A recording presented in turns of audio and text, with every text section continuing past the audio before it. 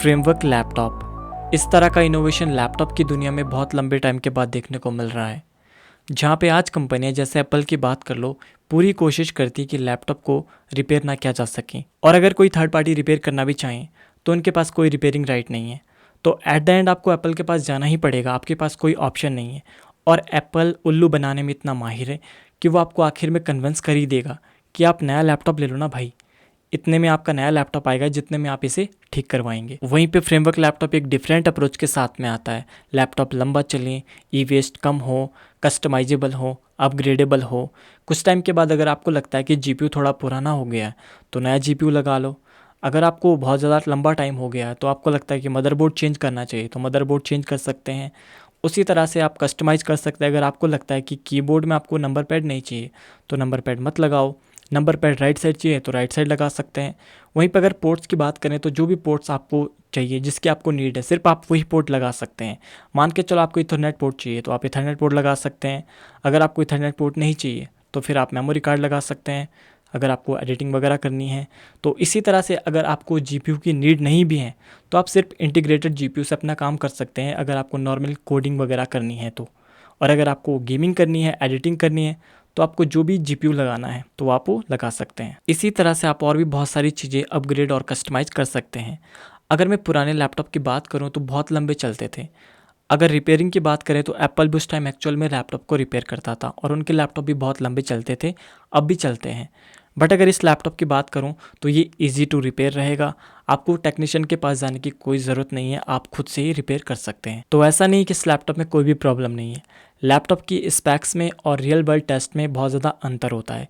तो 2021 में उन्होंने अपना पहला लैपटॉप लॉन्च किया था जो कि एक थिनर लाइट कैटेगरी का लैपटॉप था। तो उसमें बहुत सारी प्रॉब्लम आई, battery, hinge, trackpad, thermal system, laptop में इम्प्रूवमेंट करा। और अब इनका फ्रेमवर्क 16 आने वाला है। तो फ्रेमवर्क 16 अवेलेबल है प्री ऑर्डर के लिए, लेकिन इंडिया में नहीं है। इंडिया की मैं आगे बात करूंगा, पहले बात कर लेते हैं इसके कॉन्फ़िगरेशन की। तो अगर मैं सेलेक्ट करता हूँ CPU AMD का Ryzen 7 7840HS, 16 GB RAM, 512 GB SSD, तो ये एक परफॉर्मेंस बेस्ड लैपटॉप है। तो इसमें एक डेडिकेटेड GPU भी मिलता है जो कि AMD की तरफ से आता है, AMD Radeon RX 7700S। तो ये एक आपको GPU मिलता है जो कि 8 GB VRAM के साथ में आता है।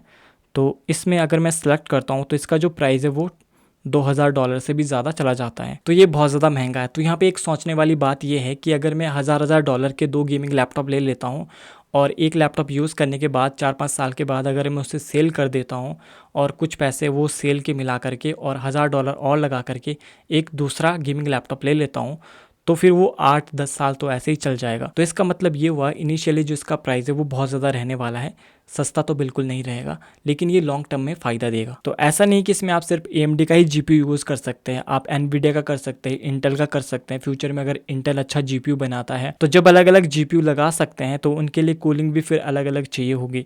कोई कम पावर ड्रॉ करता है, कोई ज़्यादा पावर ड्रॉ करता है, तो उनके लिए फिर कूलिंग सिस्टम अलग अलग होना चाहिए। तो ये जो है वो कोशिश करी थी डेल ने और एसूस ने भी कोशिश करी थी इंटरचेंजेबल GPU बनाने की, लेकिन वो कूलिंग सिस्टम में जो है वो थोड़े फेल हो गए थे। लेकिन इन्होंने उन सारी चीज़ों से सीख करके इंडिपेंडेंट कूलिंग सिस्टम बनाया GPU के लिए। अब अगर आपको डेडिकेटेड GPU नहीं चाहिए, इंटीग्रेटेड GPU से आपका काम हो जाता है, आप कोडिंग प्रोग्रामिंग करते हैं, नॉर्मल यूज़ के लिए आपको लैपटॉप चाहिए, जहाँ पे डेडिकेटेड GPU आप लगाने वाले थे वहाँ पे 2 NVMe स्लॉट दिए गए हैं, तो आप स्टोरेज वगैरह को इंक्रीज़ कर सकते हैं। और अगर आप डेडिकेटेड GPU लगाते हैं तो फिर वो आपके 2 स्लॉट कोई काम के नहीं है। लिनक्स यूज़र की अगर बात करें तो वो NVIDIA ग्राफिक के ऊपर ढंग से काम नहीं करता है, तो उनके लिए भी एक बेनिफिट हो सकता है। जो AMD का ग्राफिक कार्ड यूज़ करेंगे तो लिनक्स यूज़र ओपन सोर्स होने के जो है वो पूरा फ़ायदा उठा सकते हैं। फ्रेमवर्क लैपटॉप में प्रॉब्लम भी है, ऐसा नहीं कि कोई प्रॉब्लम नहीं है, लेकिन उसे ठीक करने की कोशिश भी की जा रही है। तो फ्रेमवर्क लैपटॉप का यही फ़ायदा है, रिड्यूस, रीयूज़, रिसाइकल। तो रिड्यूस तो ये कर ही रहे हैं, आपको पूरा लैपटॉप चेंज नहीं करना है, सिर्फ आपको जो पार्ट चाहिए उसी को आपको चेंज करना है। तो यहाँ पे रिड्यूस हो रहा है। अगर उस पार्ट को आपने निकाला, वहाँ पे नया पार्ट लगाया, तो दूसरे पार्ट को आप कुछ दूसरे तरीके से यूज़ कर सकते हैं, किसी औरों को दे सकते हैं, कोई दूसरा उसे परचेज कर सकता है जिनका कम बजट है। लास्ट में फिर रिसाइकल। तो इस कंपनी को सपोर्ट करना चाहिए, लॉन्ग टर्म में हमारा ही फ़ायदा है। अगर बात करें इंडिया की, इंडिया में कब आएगा, तो इंडिया के बारे में ऐसा भी कोई भी अनाउंसमेंट देखने को नहीं मिला है ऑफिशियली। लेकिन अगर बात करें इंडिया की तो इंडिया में बहुत ज़्यादा लोग प्राइस कॉन्शियस है, क्योंकि ये जो लैपटॉप है इनिशियली इनकी कॉस्ट हाई रहने वाली है, ज़्यादा रहेगी, तो लोग प्रेफर करेंगे सस्ता लैपटॉप लेना कंपैरिजन जो लंबे टाइम तक चलेगा और महंगा होगा। तो आशा करता हूँ आपको ये वीडियो पसंद आई होगी। अगर आपको वीडियो पसंद आई हो तो वीडियो को लाइक करके चैनल को सब्सक्राइब कर लेना। अगर आपका कोई डाउट है तो कमेंट करके बताइए, मैं आप सभी को रिप्लाई करता हूँ। अगर आपने इंस्टाग्राम पर अभी तक फॉलो नहीं करा है तो वहाँ भी फॉलो कर लेना। मिलता हूँ ऐसे किसी नई वीडियो में, तब तक के लिए बाय।